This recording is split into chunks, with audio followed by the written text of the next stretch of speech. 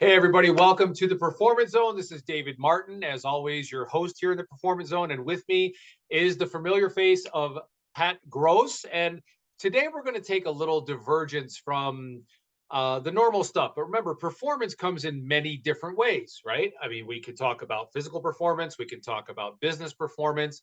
But today we're going to delve into a space that's a little bit different than the norm, and that's the grant space, right? Because one of the things that oftentimes I hear people about looking to do grants about, they have a project and they'd like to get a grant for it, but they really don't know where to start. They don't know what to do. And a lot of these are really good ideas and they're really cool. So, whether you know this or not, you know it now. Pat is an expert in the world of grants. Now, her experience is primarily in Australia, but the fundamentals, like in anything, the fundamentals for physical training or for business don't change depending on what country you're in. So we brought her on today. She's going to talk a little bit about it. Pat, welcome back to the Performance Zone. It's always great to have you. No, well, yes. Hello. Well, no, and that's kind of interesting because you kind of came the long way into the grant space. I mean, you're from Yorkshire, right? For those of you out there that don't know, this has been part of my study. Pat's been educating me with my daughter going to school in England, all the different about the different areas and what the proper ways to say things are. So anyway, you kind of ended up down in Australia from England and then found your way into the grant Yes. space. Tell us a little bit about, tell us about your background, for the people that don't know you, who you are, what you do, and how you came to be the go-to person in Australia for grants. Well, ego too, but never ever. The British person inside me says, we never ever. There's always others as well. Okay. Yeah, my experience in the grant space actually started 30 odd years ago, and I remember one day. I worked in a unit in a university that was actually it was set up to support businesses going through the single market process in 1992. But we discovered that actually small businesses wasn't our target market. We were working with community organisations, colleges, universities, local government, everyone but. And it would focus on anything European. European Union. That's our Right. focus. One day I came up with this idea of doing a grant writing for beginners course, and I was the organizer. I wasn't the deliverer. I sort of set up a program. I remember the first time we did it, and I think there were about 7 people. It was a December day. 7 people turned up to do it.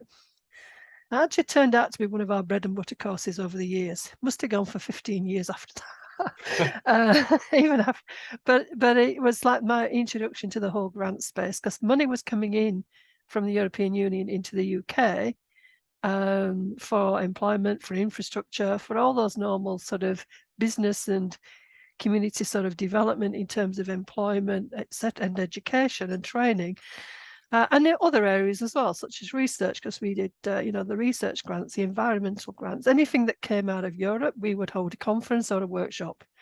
That's the entrepreneur, spotting the next thing. Right. So, I did that. And we had conferences. We had some major conferences, especially when the funding mechanisms changed in Europe. We were there. We had major conferences in the UK. With all the announcement of all the changes.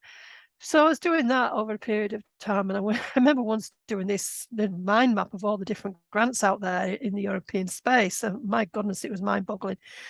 And about a few years down the line, I actually found myself in another job. I burnt myself out there in another job, and I was developing a training fund in the university space for small businesses, university and business collaboration.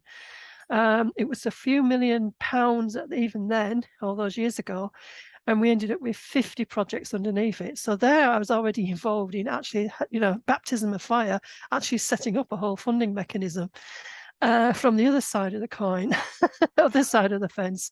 And I was sort of involved in our regional government office in terms of assessing applications that came in for government rounds, funding rounds.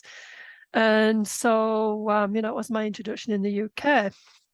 And I escaped to Australia in 2000. And lo and behold, I found myself working in a government entity. I won't say it was a government department. We were working for a government department, but we were sort of like a hybrid. But there we were, in the middle of grants again. So, so I started with all the administration and contract management side of things, but I also my role had the ability to build the capability of the organizations that we funded. So I could draw down project funding from within government and also from outside. So there I was applying outside to bring in funding to help the organizations we funded to do things better. That's one way of doing it. So, Right. so we could do that because I was the education development specialist.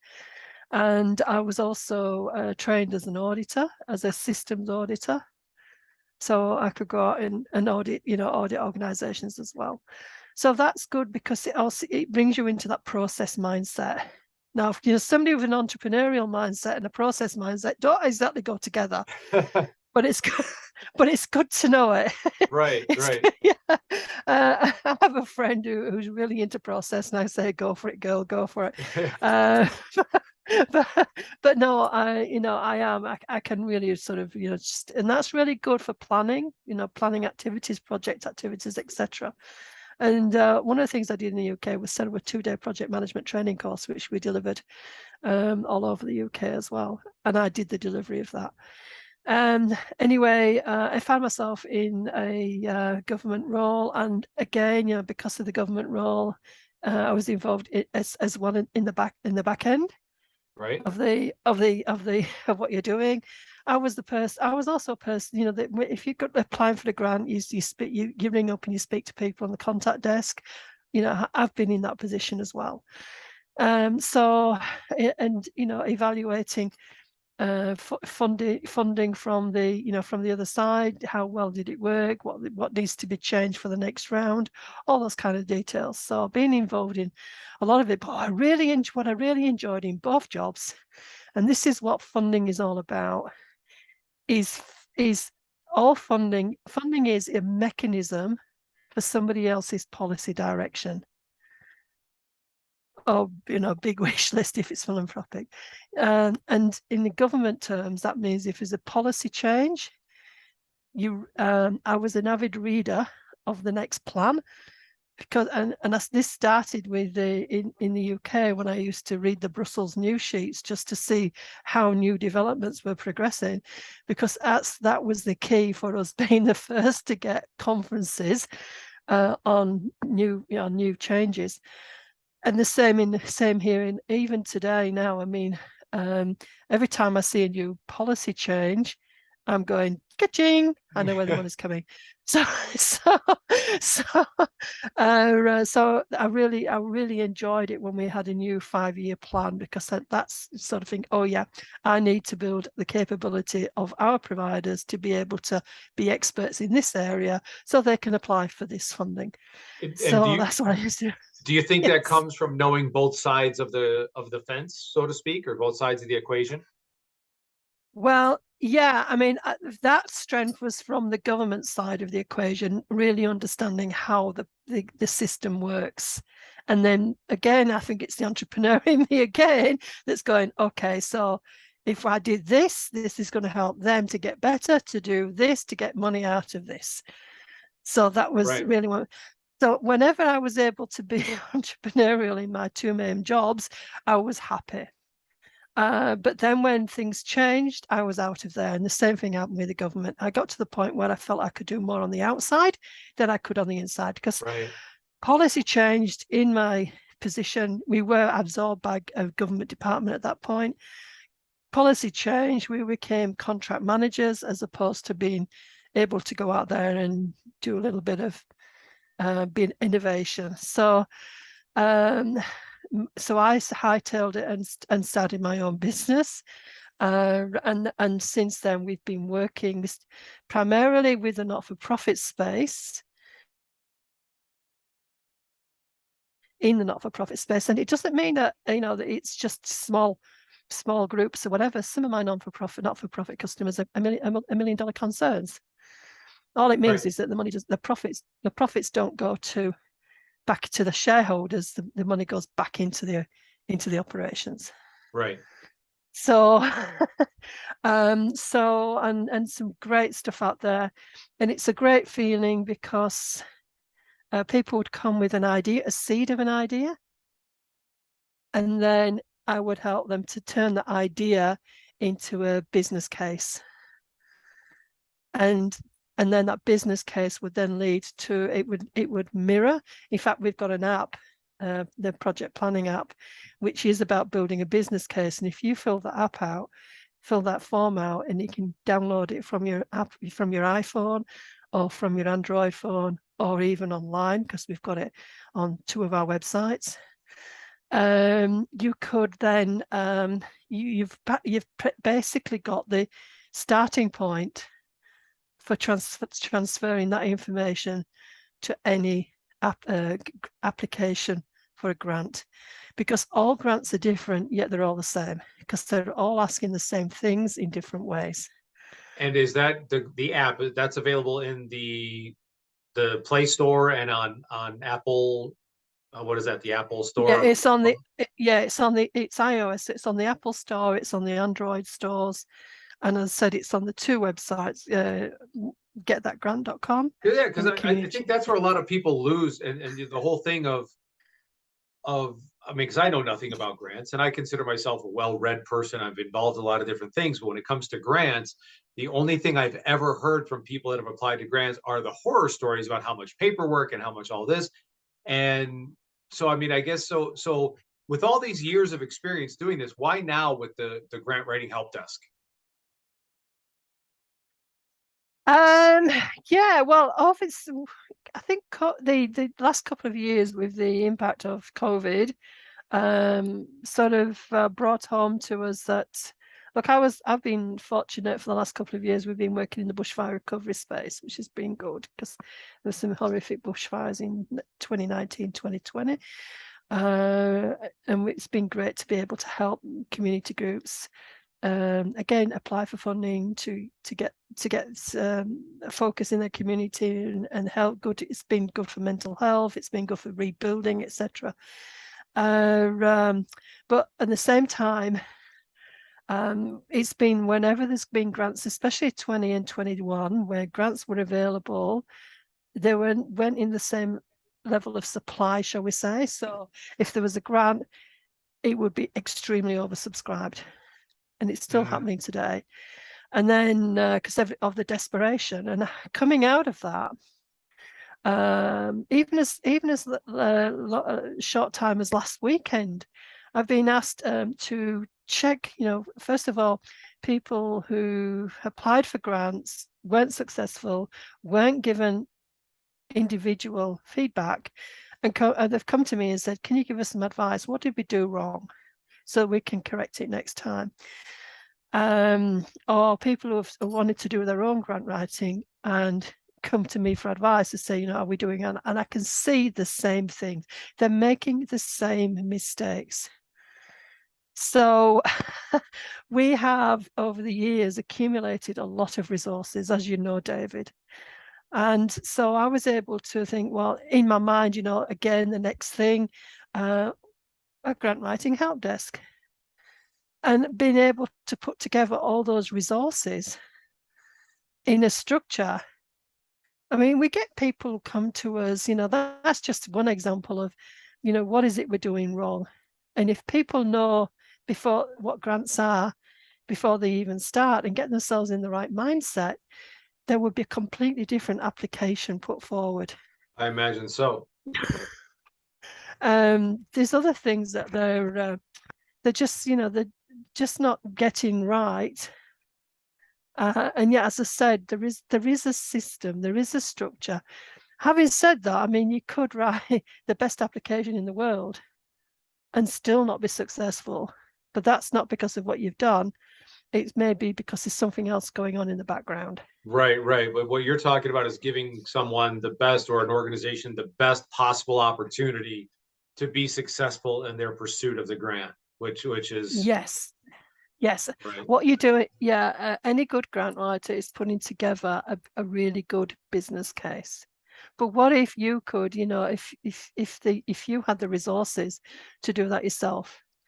Everybody wants different things out of grants as well. Some just want to know, what grants are and where to start looking.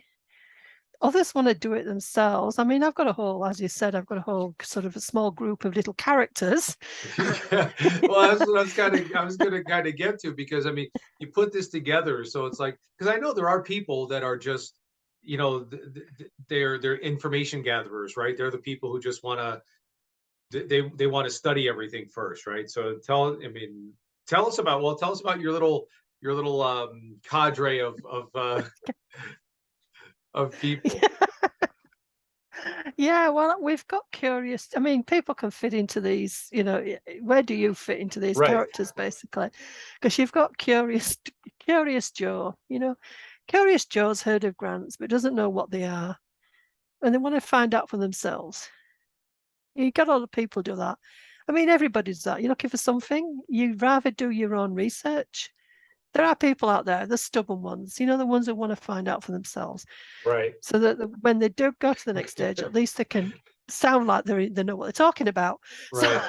So we've got Curious Joe. So we've got something for him. We can tell him what grants are and what they're not. And that's going back to that mind. It helps in that mindset of, if you understand right at the beginning, like I said, you're solving somebody else's problem, or you're working to somebody else's agenda, not necessarily what you want to do. And that's what we found. Lots of people, that was the one mistake people were making when we were looking at the grant applications on behalf of They're kind of the right. So they're kind of unsuccessful ones. married to their own idea and They were not married what to, the yes. And there was a lot of assumptions that the funder knew all about them. And you've really got to go right back to you actually describing your marketplace or your community. Numbers, figures, demographics, all of that. You've really got to really sort of pretend this person knows zero. That's the and key. then you have to show how that aligns with Yeah, what they're trying to do as the funder. their objectives. Yeah, their Yeah, objectives. okay. Because I can see Yeah, where most people like, and I know how it is. It's like because it's like business too. It's like the entrepreneur or the wannabe entrepreneur, the wantpreneur, right? That says, I have a great idea, and they put it out to the market, and the market says no, because the market says it's not, they don't, nobody buys it. And I liken it to that. So yeah, essentially the marketplace is the funder in this case, and you have to make the funder happy, and you're not 100%, but you're much more likely to have success than if you don't yeah. tell them what they want to hear, right? Essentially, or Your show how your the program client fits is the their goal. the client is the funder. You're Right. right. The problem is over here, but the client is the funder. I mean, if you're putting a proposition to anybody, you're putting it to the client. No, that's true. So you're right. Well, I think, and most Okay. people don't, in this microwave society, most people don't look at that kind of stuff. But okay, that's Curious Joe. I like Joe. Yeah. I can relate. Okay. Then we've got Jumping Jim. Now he's got the idea for a grant. He's already there. He knows what he wants. He knows what he wants to do, but he wants to know where to start looking. Okay. Where are these grants? Where are they advertised, etc. So he's the guy saying, So where do I go get my money? Right. yeah. So we've got a section. We've got a section there, which is actually we have actually got a download for Australians, principally about where you can start with the hyperlinks of places where you can start looking. So if you're Okay. business, your state contacts, if you're not for profit, some philanthropic areas that you can start looking in. So we've actually got a guide there, so you can actually start looking yourself. So Jumping Jim is, we've given him a head start here. We've given him somewhere to start looking and keep him happy for the next 5 or 10 minutes. So I can imagine he's the kind of guy that doesn't want to waste a lot of time. That's right. Right. He wants to get find the straight in stuff right there. away. Awesome. Yeah. Okay. Then we've got Ready Mary. Now, Ready Mary, she's probably Jumping Jim's twin sister, the way you've just described him, because she's found a grant. She's already done that. She's found a potential grant, and she wants to go out have a go at writing her own application. She's ready. So we've prepared some tools there for the DIY enthusiast, and that in those tools include some checklists about, because even if you're going to write your own application, you still need somebody in the background supporting you. Or can you imagine, people talk about writing an application and then there's concerns about the typos and how and have to answer the questions properly and things like that. Yeah. Well, we've got a system of checklists that we can actually use in our toolkit, grant writing toolkit, that's there in the background helping Ready Mary, so she can tick things off and make sure she's done it. I'm going back to the idea of, the typos, and people are concerned about typos. I tell you what, a lot of my applications have typos in them, and Oof. they get over the line. I'm not saying you've got to, but I'm saying that don't be hung up on typos. That's the least of your worries. But that's what people do. They talk about it being well presented, which is right. An application, the thing is, it's got to be easy to read, it's got to be understandable, and it's got to flow. Now, if you're writing those applications, you're in creative mode. Creative mode is right-brained. Looking for typos is left-brained. So if you're somebody who is the writer, Right. you either leave a few days, go back to, that's what I do. I go back to my applications months after and I go, oh my goodness, because I can see the mistakes, but I cannot see them at the time because my brain wasn't allowing me to do that. So Right. don't knock yourself up if there are typos. If you're really worried about them, get somebody else to check over and check the flow. Yep. Or leave if you've got time, because usually when you're writing a grant application, it doesn't get done till the last minute. But if you've got time, leave it a few days and go back to it. I'm kind of And I laughing at said, that last minute comment because I know how that is with when people leave things for the last minute. I'm like, I've kind of seen Pat go through a couple of those last minute jaunts with people. So no, but that's and not interesting by because again, choice. people tend to. It's kind of like the whole thing of that I have to do it myself mentality, and it's hard for people sometimes. And I guess it's the same thing. Like I've written emails that I come back to, or I have somebody else proofread it. My wife will do stuff in whether we're doing it in English or Spanish, and we always back and forth proofreading to make sure that everything works. It's that it flows. And in this particular case, yeah, it's business. And I guess my suggestion to people out there is like, yeah, are you looking to do it yourself or do you want a result? Right. The result is for me, it's like I'm a results oriented person. I would let somebody else read it to catch any mistakes because I'm more after the result. Right on. That's so Mary's ready. She's Curious Yes. Joe's sister, right? There we go. Or no, Jumping Jim's Already about, yeah. Jumping Jumping Jim. Jim's Sorry, my twin bad. sister. Yeah, yeah. And I'd say, look, at the end of the day, what we've done there is some resources in there, but we've got checklists in a toolkit if nobody else is there to help Ready Mary, at least you can use these checklists, and they're pretty strong. And then, of course, we're moving on to Cautious Carol. Cautious Carol, she wants a grant. She doesn't have the time and prefers. She's actually a busy person. And I say, it should be busy, Carol, actually, but she wants a grant, doesn't have the time, and prefers to leave the application to an expert. So this is when, as you said, David, bring in the expert, and this is where we can come in. So if you're looking for an expert there, we've given you the info. We're introducing ourselves. I'll do that. Well, no, But yeah, and to be clear to people who are watching this that are not from Australia, the fundamentals are the same in grant writing, right? As yes, far as, so if somebody from the US needs help with a grant and they go to getthatgrant.com, they could,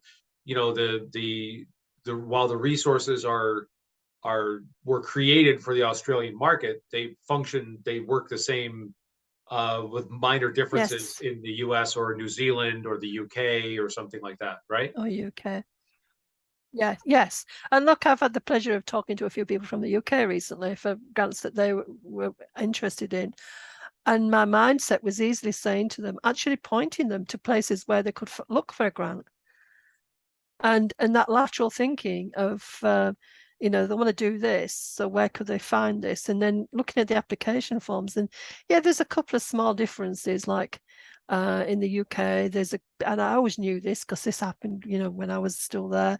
There's a big emphasis on sustainability of the activity afterwards. So it's value for money and how it, you keep it going after the project is finished. Now, Right. Which is the goal, right? To keep going and keep yeah, getting funding. Right. yeah. Long-term benefit? Well, not keep getting funding, but you might have products or something that you come out of it. So it's always a long-term benefit or long-term Okay. happening. Excellent. Yeah, extension. Whereas in Australia, you're talking about outcomes of people, of resources and things like that. But the sustainability question is not prominent in the way it is in the UK. So I'm saying there's a few small differences like that.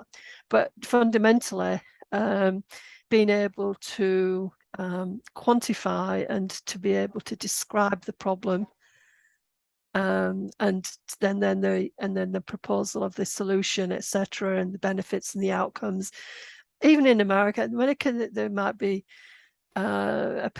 pitching to whoever, and there may be no guidance. You just have to pitch. Whereas in Australia, for certain, there are certain, very, very, very rigid criteria processes that you go through. But Right. that's good because that helps with the free form. So I mean, it doesn't matter whether you're applying through a constructed system or whether you're applying through a free form application process. Once you know the steps that need to be Right. covered, then that's anywhere for anything, basically. Right. Yeah. They want to see the benefit of how you're going to benefit their mission or their objectives. Yeah. Yeah, that's Yes. awesome. So anyway, Cautious Carol, and we support Cautious Carol by saying, look, yeah, you're right. This is really a good idea to find a grant writer, because this is what a grant writer can do for you. Right. So we're giving us some support. And then we've got Hungry Jared. Hungry Jared wants to learn all there is to know about grant writing and more. So we've got, again, some online programs that we've developed over the years. One is really about getting right down to grant writing itself. Another one is really about being ready for grant writing, the grant writing process, and what happens when you get the money. That's probably and that one to me is kind of an important one, right? Because I would imagine, again, I've heard the horror stories and I know they're anecdotal, but yeah, you hear the stories about how people, I mean, there are restrictions on, it's not, they can't just go buy a car, right? There's restrictions on, hey, I have all this money I got from the grant, let me go buy a car. Yeah, no, you have to do what you said you were going to do. And then you use the money accordingly, and that's in the budget. You've got to be, right, even when you're applying, you've got to be sort of mindful of how much the costs are going to be, and not actually put an application in that's done on the smell of an oily rag. That's what we say, where you think, oh, the funder's not going to fund a lot, so let's make it, as budget as little as possible. When in reality, that means there's no way you're going to be able to deliver the project and get the outcomes you want. And I've done that. I've not done that. I mean, I've been on the other side of the fence, seen the applications that have come in for when really the money should have been. Right, and maybe that's something too people need to know is don't be afraid to ask for money. If you're going to get turned down, right, get turned down for 10 times what you thought, at least the full amount. And that way, if you resubmit your application, I mean, yeah, you gotta ask, go big or I go can home. give you one. I'll give you the classic. This happened. I went. There was a client who'd been funded for 3 years previous, and they'd got about $137,000 for 3 years. And in that $137,000, they had to pay sort of 2 part-time staff to do this, project workers, and they were relying on volunteers to achieve the outcomes. Well, after 3 years, the volunteers didn't really. They were burnt out. It wasn't their top priority. The part-time staff, just there was a changeover of staff because obviously it wasn't long enough hours, and these people were looking for more sustainable employment. So you have a turnover of staff, and so they weren't really able to achieve the outcomes that they wanted to achieve in that 3-year period. They achieved something, they got over the line, but it was a disappointment in terms for them. Next time round, they wanted another 3-year contract to do the next, and we looked at it, and I said to them, you do realize that you're in the same funding bucket as professionals, so why don't you actually charge budget for so many staff at the going rate, not their rates, but the going rates in the industry. Not volunteer, yes, you have some volunteers, but they're not the main focus. You'll have volunteers to support. You're not supporting the volunteers, which is what they were doing last time. Right. And that your transport costs won't be paid retrospectively as so many kilometers that this person's done in their own car. You can actually apply for 2 fleet vehicles. Okay. Sounded better already. So they did, and they got 730,000. Wow. Now, is that total or is that 137. per year for 3 years? No, total over 3 years. I mean, they Okay, had that's awesome. 137,000 over 3 years. Next time around, they got 730 over 3 years. Simply That's a because much better pitched deal. it as a yes, yes. And which one looks more professional? Yeah, definitely the second one. I mean, and that Yeah. I guess that's just part of the things that people can learn at the grant writing help desk. But they can learn about Yeah. stuff like this, and it might shift them and give them a better opportunity to get that grant. Yeah. And also,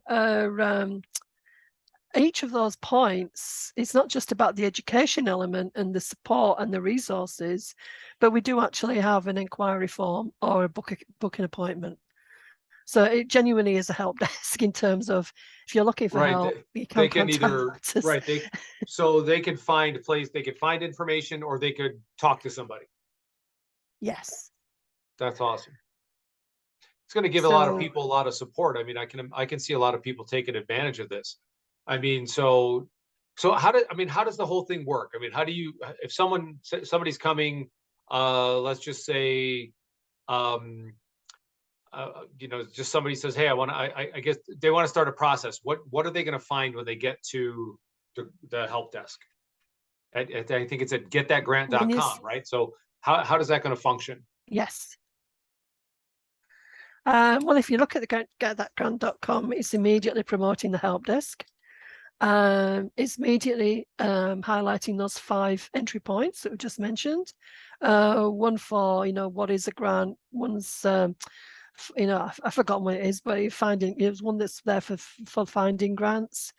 There's one there for the DIY. There's one there. So for each of those, my little men, my little team, Curious Joe, Right. Jumping Jim, Ready Mary, Cautious Carol, and Hungry Jared, there's an entry point. So you can actually, from the front page, just go into to the area that you're looking for, and everything's there for you to explore.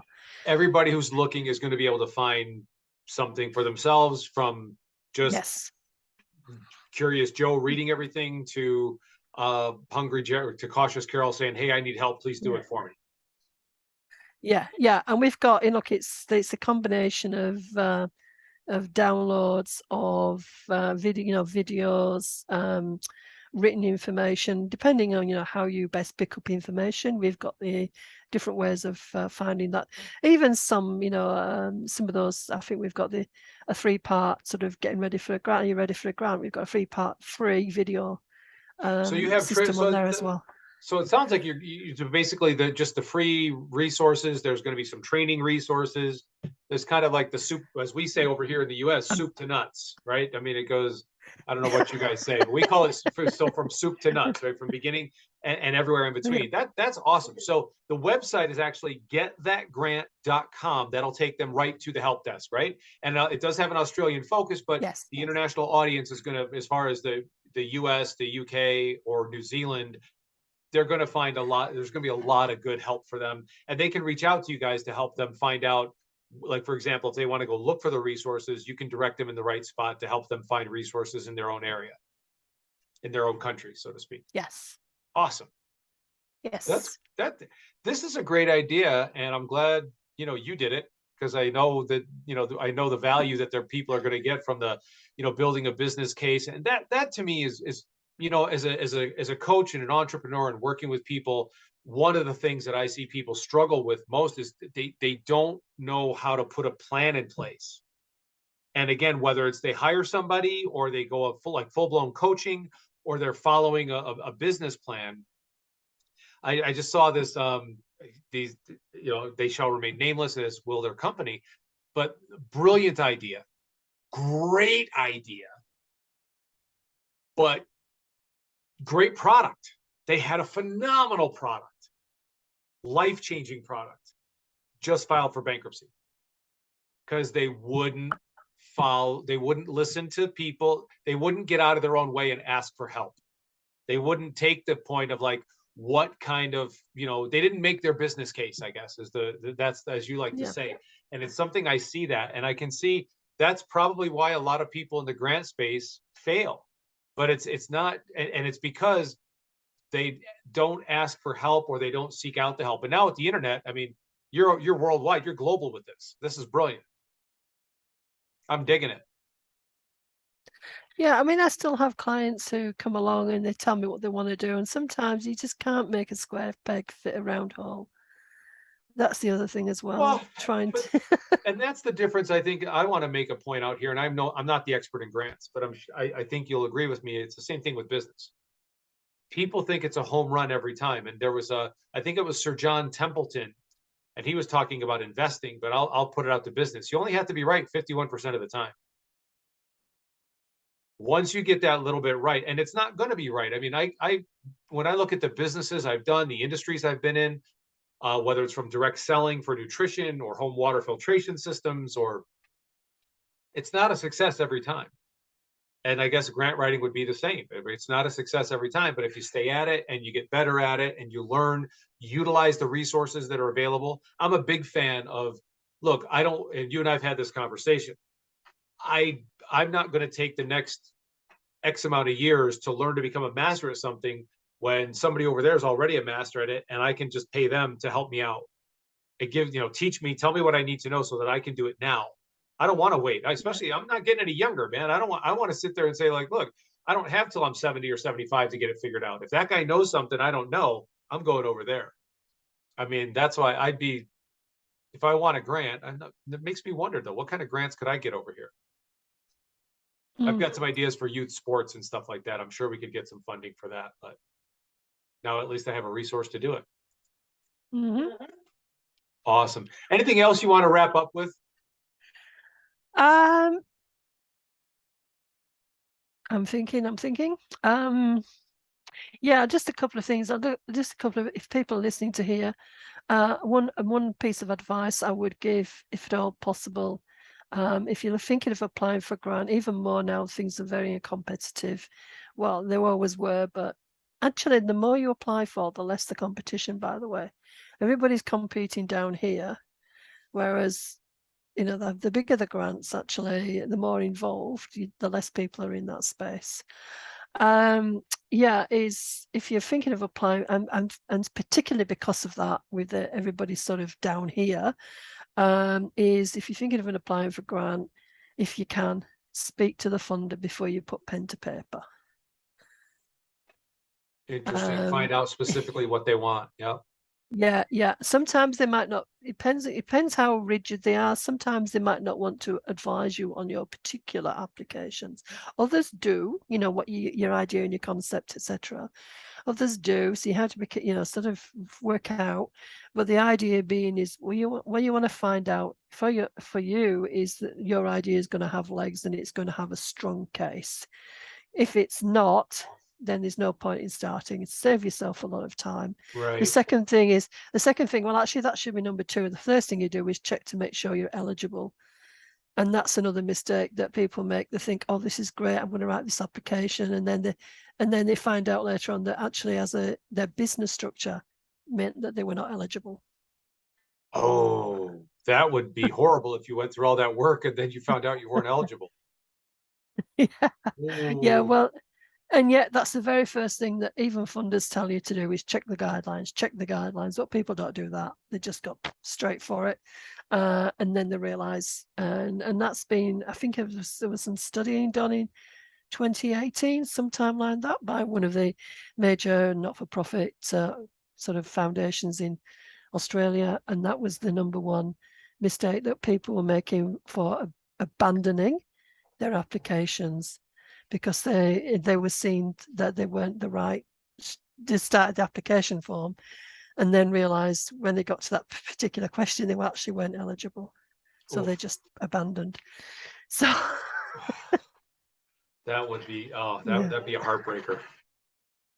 Awesome. Pat, that's fantastic. I mean, I think that, you've certainly given me an education. I know that people out there watching this are going to get an education, and because it's, it's stuff that they don't know, but they assume that they know because of what they've heard from other people, but now they're getting the direction from the expert. And thanks for coming on and sharing that information, because that I think is going to help people. And again, if you're in the US or the UK or New Zealand, that doesn't mean you can't go check it out, because the fundamentals are the fundamentals no matter where you are and where you're applying. Okay, a good business case, find out if you're eligible, know what the funder wants, and then put it all to paper. So Pat, thank you very much. Remember that the website to go for the grant writing help desk is getthatgrant.com. That's get, G-E-T, that, T-H-A-T, grant, Grant.com. Pat, it's always a pleasure. Thank you very much. No, pleasure. Thank you. All right. And remember, guys, put everything you have into everything you do, because the best is yet to come.